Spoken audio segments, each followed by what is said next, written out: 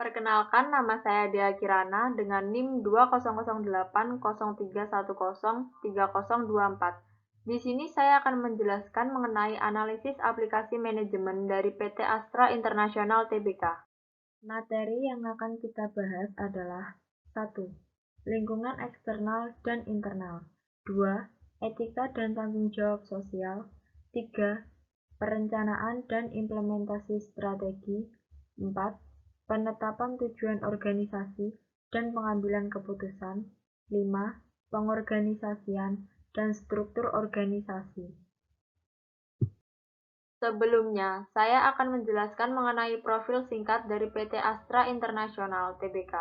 PT Astra International Tbk sendiri didirikan di Jakarta pada tahun 1957 sebagai sebuah perusahaan perdagangan umum dengan nama Astra International Inc. Pada tahun 1990 telah dilakukan perubahan nama menjadi PT Astra International Tbk dalam rangka penawaran umum perdana saham perseroan kepada masyarakat, yang dilanjutkan dengan pencatatan saham perseroan di Bursa Efek Indonesia menggunakan tiker ASII. Materi pertama adalah lingkungan eksternal dan internal. Lingkungan eksternal makro. Lingkungan alam berupa bencana alam. Ekonomi berupa nilai tukar rupiah, inflasi, daya beli masyarakat, dan tingkat pendapatan masyarakat. Teknologi berupa mesin produksi.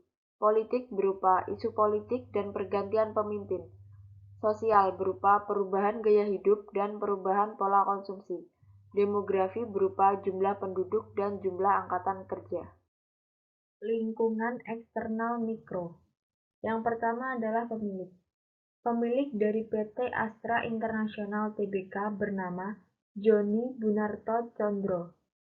Kedua, pesaing. Pesaingnya adalah PT Indomobil Sukses Internasional, bergerak pada sektor mobil dan spare part.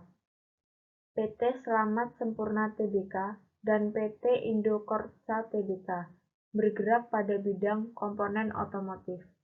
Ketiga, konsumen.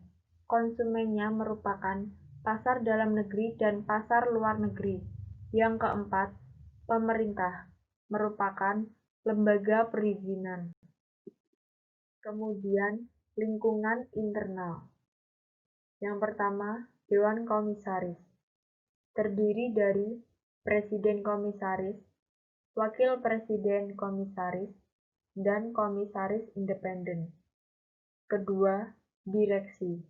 Terdiri dari Presiden Direktur dan Direktur. Ketiga, pemegang saham.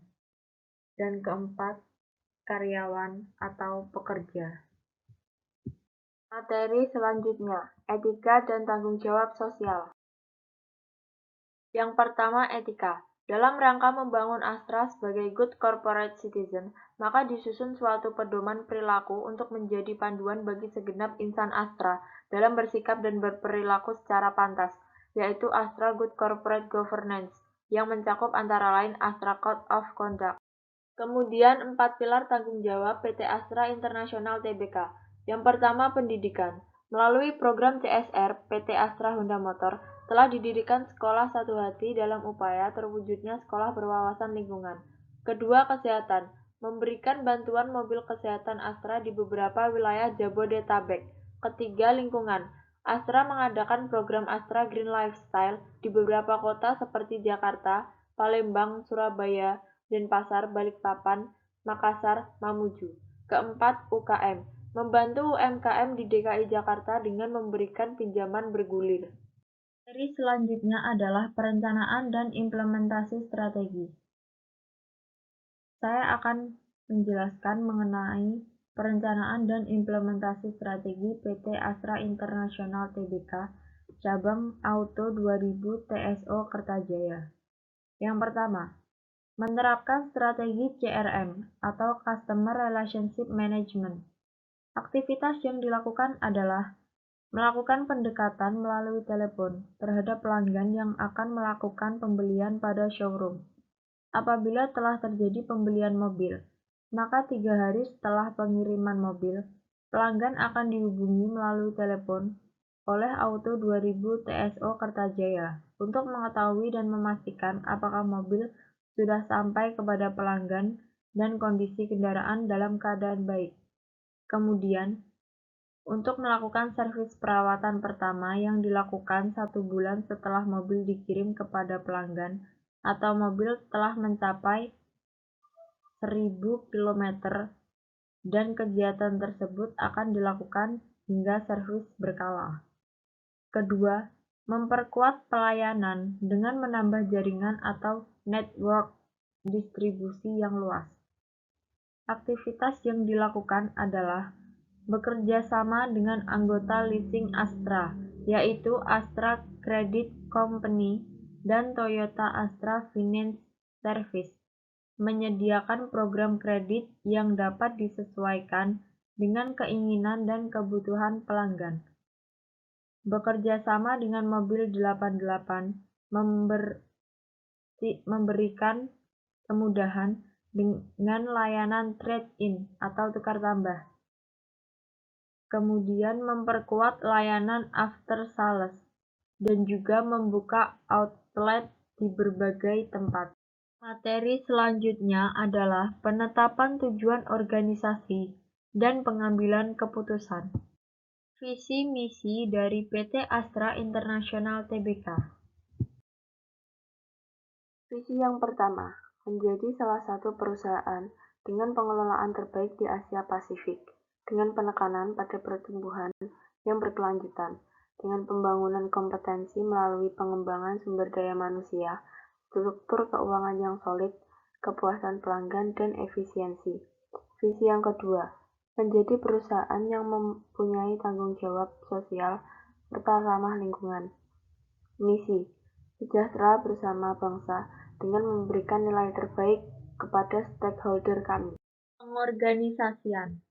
PT Astra International Tbk menempatkan orang yang tepat di tempat yang tepat, sesuai dengan struktur organisasi yang ada.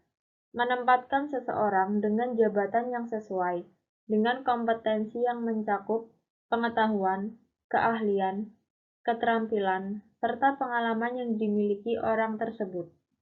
Misalnya, dalam posisi Presiden Direktur, PT Astra International Tbk menempatkan Joni Gunarto Condro dalam posisi tersebut karena beliau dianggap mampu secara kompeten dan beliau memiliki pengetahuan, keahlian, keterampilan, serta pengalaman yang cukup baik dalam posisi tersebut. Berikut merupakan struktur organisasi PT Astra International Tbk. Tingkat teratas PT Astra dipegang oleh Dewan Komisaris. Dewan Komisaris menjalankan tugasnya dibantu oleh Komite Eksekutif, Komite Audit, Komite Nominasi dan Remunerasi. Di bawah Dewan Komisaris terdapat direksi. Di bawah direksi terdapat pejabat tinggi eksekutif. Di bawah pejabat tinggi eksekutif terdapat fungsi perusahaan, operasi perusahaan, kelompok bisnis, CEO, dan yayasan yang dimiliki oleh PT Astra International Tbk. Demikian materi yang dapat saya sampaikan. Sekian, terima kasih.